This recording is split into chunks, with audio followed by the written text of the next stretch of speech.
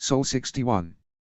So, I've been thinking, Mark announced, sitting in his bunk with his laptop, occasionally glancing up at Beth as she went through her morning routine of light yoga.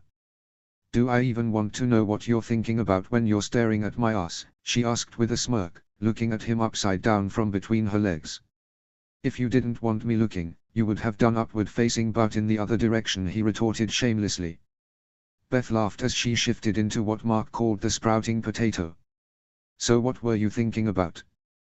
That it's time that we really start thinking long term about how we're going to get off this godforsaken rock. We're going to have to meet Ars 4 at Schiaparelli, she said, feeling the stretch in her back. Even if NASA knows we're alive, we can't assume they'll be able to rescue us from here. Mark nodded. He'd been thinking the same thing. He was happy to hear that even though they hadn't discussed it yet, they were clearly thinking along the same lines. We're going to have to modify one of the rovers. I assume you already have a game plan on how we're going to do that. Beth said as she pushed back up to her feet, stretching her hands high above her head. Because there is no way we're going 3,200 kilometers in one of the rovers the way they are now. You are right about that, he agreed easily. Luckily, he continued, flipping the computer around in his lap so that she could see the screen, I have all the tech specs right here, and while you've been busy contorting into positions the human body was not made for, I've been doing math. I'm just stretching, and it's a good way to keep up my much needed muscle tone and strength while burning as few extra calories as possible, she told him, not for the first time, while she once again switched positions. And you really should be joining me, she added, also not for the first time. She was right, and he knew she was right, but he'd given it a pass anyways. He was sure that Beck would give him hell for it once they were all back home, but he just really did not enjoy yoga. You're not the boss of me, he said playfully. Except that technically, yeah I am, she retorted. Okay, she had him there. Are you going to order me to start doing yoga, he asked challengingly. Beth snorted as she folded her body in half. God no. All you would do is bitch and moan the whole time, and there's nothing more pathetic than a grown man whining, she teased. He waited until she looked up at him, before he stuck his tongue out at her. Beth just laughed. Okay, so what's your grand plan to trick out the rover, she asked, getting back to more important subjects. I don't have it all figured out yet, he admitted.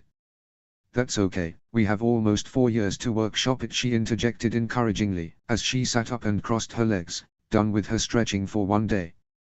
The first problem to solve is power, Mark said, catching her up on what he'd already sussed out. The rovers are only designed to go 35 kilometers on a single charge, so that's obviously not going to work. It'll take us almost 100 sols to get there at that rate, Beth agreed. The most obvious way to extend that is to loot the battery from the other rover. Tadara, he made Beth smile with his jazz hands, doubles our range right off the bat. Beth climbed to her feet. No time like the present. Let's get started. They suited up quickly with practiced efficiency, and it wasn't long before they were standing in front of the two rovers. Do you have a preference? Mark asked, shifting his toolbox from one hand to the other. I don't trust the electronics in Rover 1 after the power surge from the MRO project. Rover 2 it is then, he agreed easily. It didn't take long to pull the battery from Rover 1, just a couple of clamps to remove and some unplugging of cables. Once it was out though, they were faced with another problem. Hey Watney, Beth said, her feet slipping in the loose sand as she pushed the detached battery towards Rover 2. What's up, Johansson? Mark replied, pulling in the same direction. So this thing is fucking huge and really heavy, she pointed out, putting her weight into it as the battery slid forward a couple more feet. Is it really? I hadn't noticed, he retorted dryly. She ignored his sarcasm in favor of asking her pertinent question. Where are we gonna put it? That's actually a really good question, Mark answered, standing up straight and stretching his back once they'd reached Rover 2. I know, that's why I asked it. This time Mark ignored Beth's sass as they both looked at the rover appraisingly. We could put it on the roof, she suggested hesitantly, since she was already imagining the nightmare it would be to get the oversized battery up there. No, he shook his head. We're going to have to use the roof for the solar panels we'll need to bring to recharge the batteries. There's no room for it in the undercarriage or inside the cabin, she pointed out, thinking out loud, and it wouldn't fit through the airlock anyways. Mark hummed an acknowledgement that he had heard her as he continued to mull over their problem. I have an idea, he said suddenly. But it's going to involve getting crafty. Beth turned towards Mark, one eyebrow arched curiously. Consider me intrigued. Come on, let's go back inside and I'll explain. SATCOM, Johnson Space Center. Houston, Texas. Mindy was bored. Like counting ceiling tiles bored. When anyone outside of NASA found out that she was in charge of tracking all of Mark Watney and Beth Johansson's movement, they assumed her job was exciting and glamorous. After all, they were the two most famous and talked about people on Earth. Everyone wanted to know what they were doing and how they were surviving, and Mindy got to find out first. Well, those people were wrong. Nothing about scanning through countless copies of the same patch of Mars was exciting, and nothing about her completely out-of-whack sleep cycle and coffee-stained sweater was glamorous. It was even worse the past few weeks because neither astronaut seemed inclined to leave the hab much these days, except when they were sweeping off the solar farm. Which meant that Mindy often spent 3 or 4 days in a row looking at a whole lot of nothing. She couldn't help but be reminded of the summer that her neighbors had gone to Europe for 6 weeks and asked her to house-forward/cat sit. It wasn't a problem except that the cat absolutely hated her and hid every time she came over. If it hadn't been for the fact that the food that she was leaving out every day was gone by the time she returned, she would have been afraid that she was going to have to tell her neighbors that their cat had run away from home while they were out of the country. If you traded food for the solar farm and cat for astronaut, it was eerily reminiscent. Or maybe it wasn't similar at all and that was just her absolutely destroyed circadian rhythms getting to her. Reaching for her jumbo-sized coffee mug, Mindy saw that it was once again empty, without any memory of actually finishing it. With a shrug, she climbed to her feet, wandered towards the break room to get a refill. Oh, for fuck's sake, she muttered under her breath when she saw that once again the pot was empty. If I find out who keeps taking the last cup without starting a new pot, I'm going to go straight to Sanders and getting them fired. She didn't actually have that kind of power, but she liked to pretend she did. And honestly, she didn't really mind making a new pot of coffee either. It wasn't as if she had anything else to do. But it was the principle of the matter. If the person to finish the pot doesn't start a new one, then what was to keep the fabric of civilized society from completely breaking down and the world from spiraling into anarchy? Okay, maybe the tipping point for the destruction of mankind wouldn't be caused by overlooked office niceties. Mindy sighed to herself as she watched the dark liquid drip into the carafe. She really needed a vacation, but at this point she'd settle for a nap. In reality, she was going to drink yet another 32 ounces of terrible break room coffee and then go back to her station and look at the same patch of dirt for another mind-numbing 4 hours. Fresh coffee finally in hand, she took the long way back to her desk, taking a few minutes to talk to some of her co-workers before finally sitting back down in her chair. Setting her oversized travel mug down where she wouldn't accidentally knock it over, she settled in to look over the imagery that came in while she wasn't at her station. The first batch was the same as they had been all day, but a dozen or so images in, things changed. Both Watney and Johansson were out of the hab. And they weren't just sweeping off the solar farm again. She squinted at the photos, scanning through a dozen more. It looked like they were messing with the rovers, but she couldn't tell exactly what they were doing with them. Well, there were whole teams to figure that out. Regardless of what they were doing, it looked like their wayward astronauts had a new project. Reaching for her phone, she hit number 1 on her speed dial. It still amazed her some days that she had the director of Mars mission's number at all, let alone that he was the first person on her speed dial. She couldn't help but smile to herself as the phone rang. The rest of her day wasn't going to be so boring after all. Sol 61 can't. Beth watched as Mark cut apart their spare hab canvas with the confidence of someone who knew exactly what they were doing. It turned out that his idea was making saddlebags for the rover, large enough to hold the extra battery. She had immediately agreed that it was a great idea, and since there was no time like the present, they started fabrication right away. Well, that is to say that Mark started fabrication, Beth just used the resin to glue the edges she was told to glue together. "How'd you learn do this?" she asked curiously, taking care not to glue her fingers to the canvas as she worked. She had not exactly taken home EC in high school, and she had no problem admitting that she was not what anyone would consider a crafty person. It would have taken her a lot longer and probably some wasted canvas to do what Mark had patterned and started cutting out in about 5 minutes. Do what? He asked, looking up curiously. All of. She waved her hands at the floor between them. They were currently camped out on their bedroom floor since it had the most empty workable floor space since the kitchen was a farm. This. Mark looked at her like he wasn't sure what to make of her question. It's just a couple bags with some straps to throw over the top of the rover, he shrugged. It's not that complicated. But seriously, is it an engineering thing? She continued. Being able to see how the pieces need to come together. I guess so, he shrugged, the tips of his ears turning pink. Beth narrowed her eyes. You're lying. No, I'm not, he denied with a scoff. Yes, you are, she countered, turning her full attention to him. You didn't spend as much time with someone as they had spent together without knowing each other's tells. It was also how she kept beating him at poker. You're definitely lying. But why are you lying? What are you trying to hide? I'm not trying to hide anything, he insisted, even as his ears went completely red. There is definitely something you don't want to tell me, she said with a shit-eating grin. She could tell that whatever it was he was hiding, it was because he was embarrassed, which automatically meant she was about 100 times more eager to know what it was. You might as well tell me, because you know I'm not going to let it go. An unhappy groan escaped Mark's throat, knowing she was telling the truth. Fine, he threw up his hands. My mom taught me some basics of sewing because when I was in high school.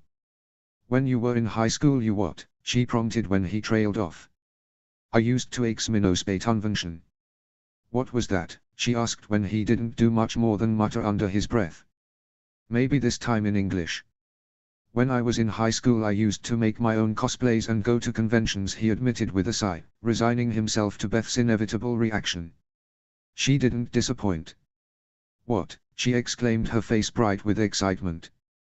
This is brand new information. And you give me a hard time because of my video games. This is why nerdier. Mark looked up at the ceiling as if asking for strength. This wasn't going to go away anytime soon. That is fantastic, she grinned, enjoying this more than she probably should. Who did you cosplay as? Wait. No, don't tell me. I want to see if I can guess. He rolled his eyes, but there was a hint of a smile playing at the corners of his mouth. Fine, see if you can guess, he relented, letting her have her fun. Okay, so high school, which means early 2010s, she mused aloud, carefully watching Mark's face for any indications that might lead her in the right direction. What would baby nerd Mark Watney dress up as in high school? Mark just shrugged his shoulders and went back to finishing the bag he was working on. He could get teased and work at the same time. Okay, at least tell me if I'm looking for something mainstream or more obscure, she requested. It was pretty mainstream, he admitted. Okay, that makes it easier. Was it a character from a video game? Someone from a book, she pondered. No, she decided when Mark didn't so much as twitch. Was it either movie or television character? When Mark glanced up at her, she knew she was on the right track. Alright, what was popular in the 2010s? She paused a moment to think, flicking through their past conversations about old pop culture in her mind for clues. I'm thinking. Doctor Who, she guessed. 11. No, I see you more as a 10. Mark snorted and shook his head as he finished the last seam to their saddlebags, then sat back, leaning his weight on the heels of his hands. The resin hardened almost immediately, but it would take an hour before it completely set, so they had some time before they needed to go back outside to test them out. Star Trek rebooted, right about that time, she recalled. Did you want to be Captain Kirk? I could imagine you wanting to be Captain Kirk. The look on his face told her she was way off base, so she moved on. Or maybe you were a Star Wars kid instead. Poe. Finn. I can't see you as a Kylo Ren fan. Oh, please tell me you didn't dress up as Kylo Ren. Mark laughed. No, I wasn't Kylo Ren. And besides, they didn't start making more Star Wars movies again until I was in college. And before you ask, I wasn't anyone from the original trilogy either. Oh, that's a shame. I bet you would have made a perfect teenage Luke Skywalker with that blonde hair of yours, Beth replied, smiling ear to ear when Mark's cheeks turned pink. I may or may not have had my own lightsaber, he admitted. One of the nice and expensive ones too. Of course you did, she giggled. What about Harry Potter? I never really got into Harry Potter, he revealed. I mean, I read all the books and watched the movies, but they were never my favorite. Beth gasped, looked shocked and appalled. How do you not like Harry Potter? She asked, horrified. Those books were my childhood. I was Hermione Granger for Halloween when I was 7 and 8. She was my hero. I bet you were an adorable mini Hermione, he grinned brightly. Of course I was, Beth laughed. Although the first year I got my wand taken away after 3 blocks of trick-or-treating, because my mom was afraid I was going to take someone's eye out. Mark laughed, having no problem picturing that in the slightest. What else was big back then, she said, only momentarily distracted from her original mission. Oh duh, Marvel. The look on Mark's face told her she was on the right track. Now we're getting somewhere. Were you Iron Man? Thor? Captain America? The Winter Soldier? Hawkeye? Phil Coulson? A random SHIELD agent? She asked in rapid succession. Okay, no one from Phase 1 then. What about the X-Men? Were you one of the X-Men? One of the Fantastic Four? Deadpool? Spider-Man? That's it, isn't it? She exclaimed, practically bouncing up and down where she sat. Mark sighed but relented. Yes, when I was in high school I cosplayed as Spider-Man. Oh my god, she squealed, absolutely delighted. Are there pictures? Please tell me there are pictures. God, I hope not, he laughed. But there are probably some buried somewhere at my parents' house. The first thing I'm doing when we get back on Hermes again, is emailing your mother, she told him, giggling. I need to see if the picture I have in my head lives up to the real thing. Hey now, Mark replied, laughing as well, I was proud of my Spidey suit. I worked really hard on that thing. And I have no doubts that it was fantastic, she said agreeably. I just need to see it for myself. I don't know if I like the idea of you and my mom having direct contact, he said, using the edge of the nearest bunk to help pull himself off the floor. What, why? She asked. I thought your mom liked me when we met. The whole crew had all met each other's families at different points throughout training when they had come to visit. She did, she loved you, Mark assured her. Which is the problem, I have visions of both of you ganging up on me. Beth just laughed, but didn't bother trying to deny it. Come on, Miss Granger, he said, offering her a hand up. Let's suit back up and test this baby out. Whatever you say, Mr. Parker, she grinned, taking his hand and letting him pull her to her feet. So tell me, are Eva suits more or less comfortable than the Spidey suit? Nope, Mark thought as they walked through the hab, it wasn't going away anytime soon. Once they were back outside, it didn't take them long, with both of them working together for them to get the new saddlebags situated over the top of the rover. It took a little more time and some basic laws of physics to move the battery from rover 1 into the bag on one side, and the rocks from the I and the M of their last message, which now read HMO, into the other. That accomplished, Mark unplugged rover 2's battery and plugged in rover 1's before they climbed into the cab to make sure everything was working properly and taking it for a test drive. Mark was finding some largish rocks to drive over to make sure that the harness held and nothing shifted out of place when Beth started laughing quietly to herself. What's so funny? He asked curiously. It's just that NASA sent us up here with some of the most sophisticated scientific equipment in existence, and we ended up having to make a plow to farm with, and now we just made some saddlebags for the rover, she pointed out. Mark chucked as well. This is some Oregon Trail shit right here. Oh man, I loved that game as a kid, she said nostalgically. Too bad there's no buffalo to shoot. I could use some more meat in my diet these days. Yeah. But the trade-off is that we won't have to ford any rivers on the way to Schiaparelli, he pointed out helpfully. And hopefully no dysentery either. Definitely no dysentery.